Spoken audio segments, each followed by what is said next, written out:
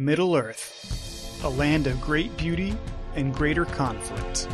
From small folk to ancient kingdoms, Middle-earth is the breeding ground for fantastical adventures and larger-than-life characters. This is the story of Middle-earth.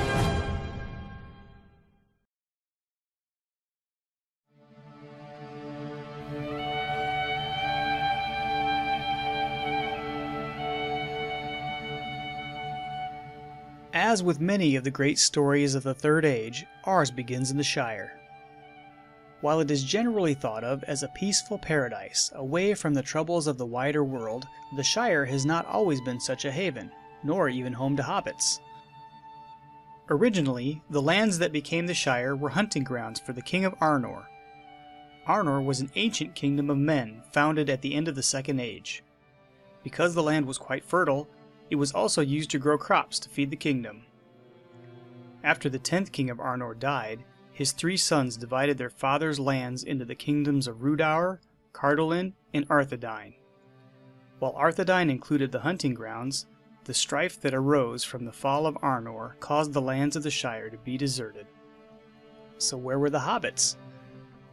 The earliest tales of hobbits seem to suggest that they once dwelt in the upper vales of the Anduin, between the eaves of Greenwood the Great and the Misty Mountains. Precisely why they left their homeland is unknown, but their own accounts speak of the multiplying of men and of a shadow that fell on the forest so that it became darkened, and the forest's new name was Mirkwood. Before crossing the mountains, the hobbits had already become divided into 3 somewhat different breeds: Harfoots, Stoors, and Fallowhides. The Harfoots were the most numerous variety of hobbits, and longest preserved their ancestral habit of living in tunnels and holes. They moved westward early, and roamed over Eriador as far as Weathertop, while the other hobbits were still in the wilder land. The Stoors were the next group of hobbits to move west. They followed the course of the Loudwater southwards, and there many of them lived between Tharbad and the borders of Dunland before moving north again. The least numerous branch were the Fallowhides, and they had more skill in language and song than in farming. While they crossed the mountains last, they soon mingled with the others of their kindred who had preceded them into Eriador. Being somewhat bolder and more adventurous, they were often found as leaders and chieftains among clans of the other hobbits. After a while, hobbits living in Eriador were given permission by King Argaleb II, King of Arthedain, to settle the lands of the Shire under 3 conditions. 1. The hobbits should acknowledge his lordship. 2. They should maintain the roads within the Shire. And 3. They should aid the king's messengers when they come. The hobbits considered themselves as subjects to the king and showed this several times by sending archers to fight for the king against Angmar. This continued until the last king, Arvedui, was lost and the North Kingdom was no more. After the loss of King Arvedui, the hobbits appointed a thane to rule over them. The thaneship held the king's authority over the Shire, and was often passed down along family lines. In practice, the thane's duties were limited, mostly related to defense of the Shire, and so after many years without a threat, the thaneship became nothing more than a token office. The only other Shire-wide official was the mayor, whose chief duties included serving as postmaster of the Shire's messenger service and presiding at fairs. The mayor was elected every 7 years at a free fair held in the West Farthing. He was also known as First Sheriff of the Shire and was responsible for charging the Watch. The Watch was a group of both border guards of the Shire, known as Bounders, and the internal law enforcement called Sheriffs. Since Shire law was based solely on common sense and ancient tradition, it was not broken. It was the Sheriff's job to protect the Shire from trespassers. There were only 12 Sheriffs in the Shire, and they were distinguished from other hobbits by a feather worn in their caps. The Shire was generally free from harm for more than 1,000 years after its founding, due in great part to the efforts of the Rangers of the North. Over time, the hobbits began to enjoy the finer things in life, including food, pipeweed, and good cheer. However, the peace soon ended when a single band of goblins from the Misty Mountains, led by King Gulfinbull, slipped past the Rangers and into the North Farthing. A hobbit by the name of Banderbus Took knew that if the Shire was to remain safe, the goblin threat had to be dealt with.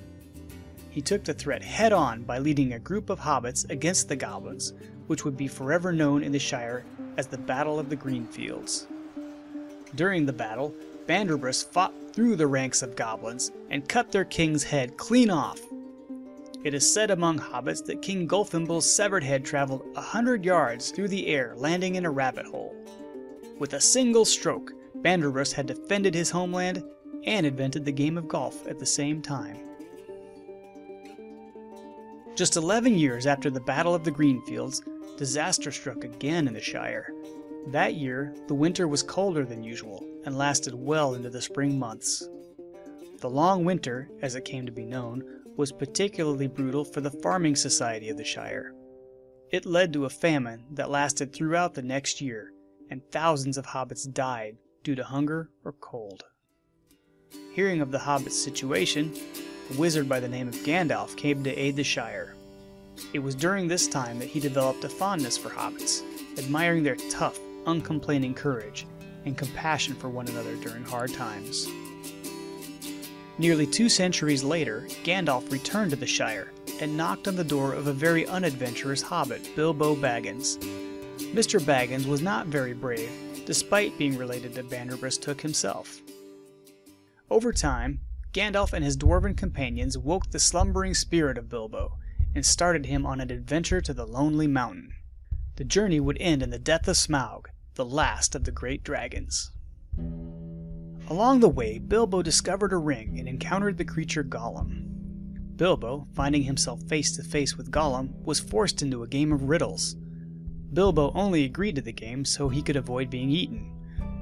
Even though the creature tried to cheat, Gollum lost the game, and Bilbo escaped with the ring he had found. Bilbo's adventures began a new age of recognition for hobbits and their participation in great deeds of the wider world. Hobbits were found to be resilient and unusually lucky. Even the wisest among the people of Middle-earth began to see their value. In the years after Bilbo's return to the Shire, Gandalf became interested in the ring Bilbo had found in the Goblin Tunnels. This ring seemed to have the characteristics of the One Ring, forged in the fires of Mount Doom by the Dark Lord Sauron. While Gandalf was searching for Gollum, the creature had already been captured by the Dark Lord. Gollum was tortured for knowledge of the ring, and soon the name of the Shire was heard in Mordor. Sauron dispatched his 9 ringwraiths to find the Shire and Baggins. Many years later, Gandalf asked Frodo Baggins, Bilbo's nephew and heir to the House of Bag End, to take the ring out of the Shire. Frodo sold Bag End to his cousin Lobelia and her son Lotho. Shortly after Frodo left, Lotho began to purchase farmland, causing a shortage of food in parts of the Shire. As Lotho grew in power, he also looked for support from outside the Shire, and allied himself with evil men. Unaware of what was happening back home, Frodo made his way to Rivendell, accompanied by 3 other hobbits, Frodo's servant Sam, and 2 of Frodo's cousins, Merry and Pippin. The hobbits and 5 other companions ultimately set out to destroy the ring. They were unknowingly followed by Gollum, who would prove invaluable to their quest. Eventually, separated from the rest of their party, Frodo and Sam were forced to trust Gollum as their only guide and hope to destroy the ring. In the end, Gollum attempted to betray the hobbits, attacking Frodo at the Cracks of Doom. With Sam's help, Frodo was able to break free from Gollum and the ring, leaving Gollum to fall over the edge and into the fires below, finally reunited with his precious.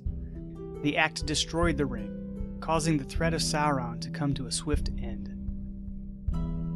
Upon returning to the Shire, the hobbits of the Fellowship were stopped by a gatekeeper who said they were not allowed to pass into the Shire at night.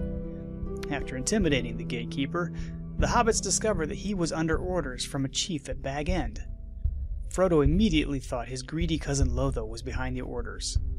The 4 hobbits continued on into the Shire, stunned that their peaceful homeland had been transformed into a place of fear and industrialized pollution.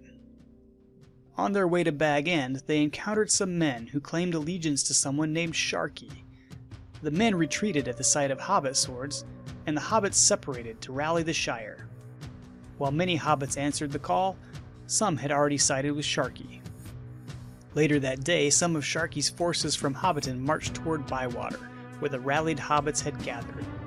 The approaching men and hobbits were surprised to find themselves heavily outnumbered. Their leader tried to strike at Merry, but was shot down by arrows before he could land a blow. Once the leader was dead, the rest of Sharkey's forces quickly surrendered. Throughout the evening, the hobbits worked to strengthen their position while reinforcements continued to arrive. As dawn approached the next day, another group of Sharkey's forces assailed the hobbits. What unfolded was the Battle of Bywater, a victory both sides would never forget. Sharkey's host lay slain, and never again would brigands attack the Shire. After the battle, the four hobbits led the way to Bag End to deal with the new chief. To their surprise, the hobbits found the wizard Saruman standing at the gate of Bag End. They discovered that Saruman was the mysterious Sharkey. Frodo would not allow the hobbits to kill the wizard, but Saruman refused to leave in peace. He attempted to kill Frodo, but was unsuccessful. Frodo again demanded that his companions show mercy on the old wizard. This clemency, however, enraged Saruman, and he kicked Wormtongue, his formerly loyal servant. Wormtongue cried out in a rage and cut the old wizard's throat before turning to flee. However, Wormtongue could not outrun the 3 hobbit arrows that ended his life. The hobbits were the only beings in Middle-earth to see the once mighty wizard die and watch his spirit waft away on the wind.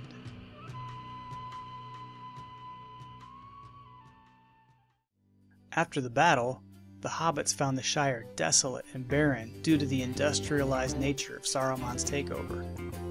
Sam used soil from Lothlorien to help restore the Shire, and grew a beautiful mallarn tree from the precious seed given to him by Galadriel. His work created an echo of the beautiful elven lands throughout the Shire.